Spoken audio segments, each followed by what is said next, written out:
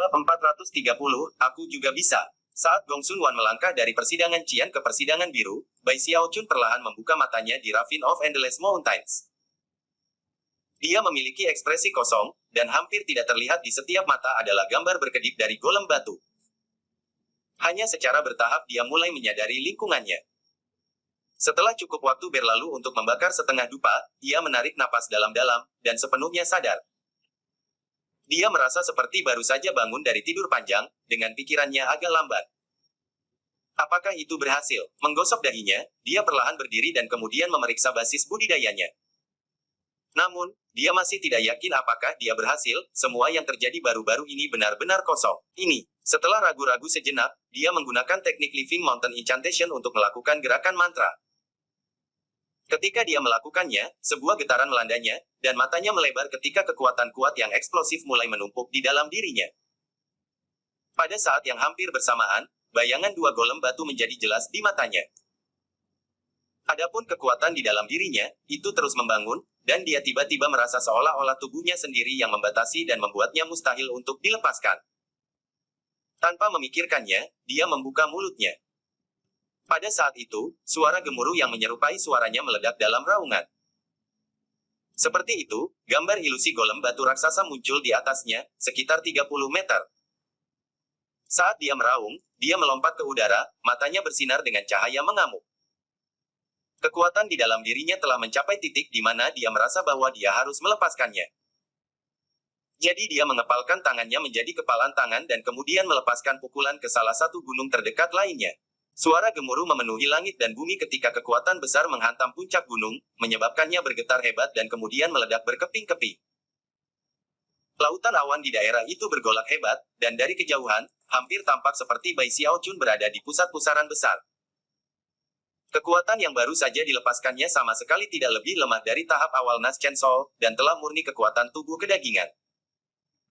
Mungkin bahkan benar untuk mengatakan bahwa itu adalah sihir yang berkaitan dengan tubuh kedagingan. Itu adalah sihir rahasia persis seperti pegangan perusak tenggorokannya, Bash mengguncang gunung, dan Hex tanpa kematian. Setelah melepaskan serangan tinju, Bai Xiaochun merasakan getaran melewatinya. Kemudian, gambar hayal dari golem batu menghilang menjadi ketidakjelasan. Wajah Bai Xiaochun agak pucat, namun, matanya bersinar karena tidak percaya dan bersemangat. Ini benar-benar berbeda dari teknik Forever Life yang abadi. Meskipun aku tidak akan bisa menggunakannya berkali-kali berturut-turut seperti pencengkeram tenggorokan atau Bash mengguncang gunung. Mantra gunung hidup ini sebenarnya adalah teknik paling kuat yang bisa aku lepaskan. Itu jauh lebih mendominasi daripada pencengkeram tenggorokan. Setelah memeriksa dengan cepat, ia mengkonfirmasi bahwa menggunakan serangan kepalan tangan tampaknya menyatukan semua jenis kekuatan yang berbeda di tubuhnya, dan setelah menggunakannya, ia hampir sepenuhnya terkuras.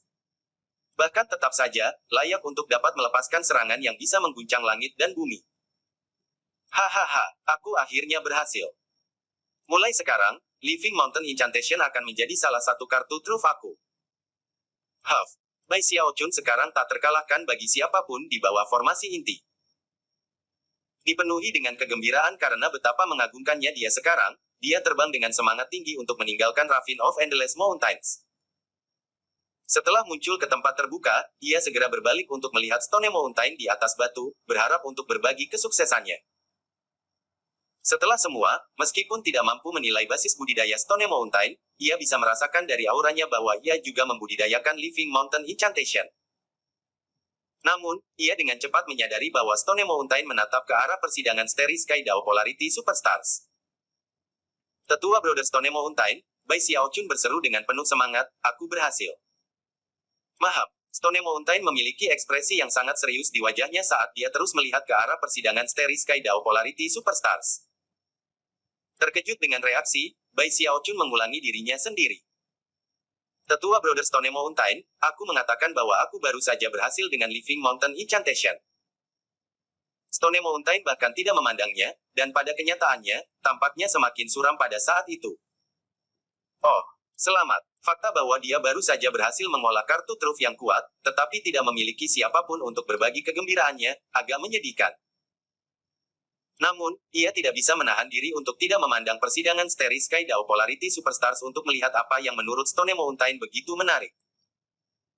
Hampir seketika, ia menyadari bahwa pada bagian biru pelangi, ada bintang yang kebetulan berkilau lebih terang daripada yang lain, ke tingkat yang mencolok. Berfokus pada bintang, dia tiba-tiba menemukan bahwa nama Gong Sun Wan muncul di benaknya. Hah, katanya, rahangnya jatuh. Dia dengan cepat mengambil medali komando dan menghabiskan beberapa poin prestasi untuk melihat apa yang terjadi di dalam persidangan. Yang mengejutkannya, dia melihat Gong Sun Wan di pengadilan biru, melawan beberapa pemuda tak dikenal. Basis kultivasinya berada di lingkaran besar formasi inti, dan dia mengenakan jubah cian. Wajahnya tanpa ekspresi, dan dia dikelilingi oleh kilatan petir yang tak terhitung jumlahnya.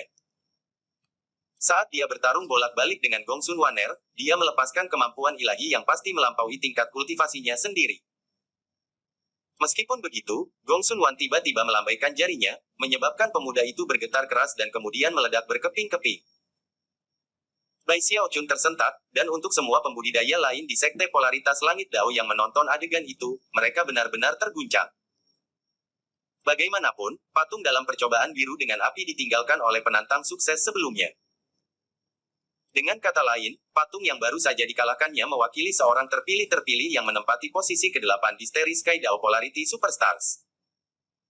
Siapapun yang ingin masuk ke bagian biru pelangi harus melawan patung yang ditinggalkan oleh penantang pemenang sebelumnya.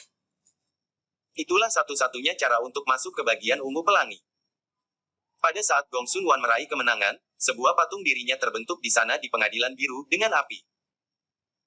Itu menunjukkan bahwa siapapun yang datang setelahnya untuk mencoba masuk ke persidangan biru dengan api harus mengalahkan patung Gong Sun Waner dalam pertempuran. Beberapa saat kemudian, Gong Sun Wan menghilang, muncul dalam persidangan ungu dengan api. Pada saat itu, bintang yang mewakilinya di luar bangkit dari bagian biru pelangi sampai ke bagian ungu, menjadi bintang ke-9 di dalamnya. Teriakan shock dan kejutan yang tak terhitung jumlahnya memenuhi udara.